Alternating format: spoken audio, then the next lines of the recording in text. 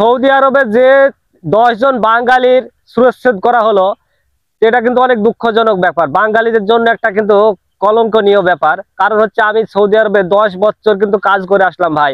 আমি কিন্তু একটা কোম্পানি জব করতাম, আমি কিন্তু সেলসম্যান ছিলাম, পানি গাড়িতে করে নিয়ে গিয়ে পুরা মার্কেটে কিন্তু সেল দিতাম। আর কাছে কিন্তু লক্ষ লক্ষ রিয়াল আমার কাছে থাকতো। তো এরকম একবার আমাকে আটক করা হয়েছিল মরুভূমির ভিতরে।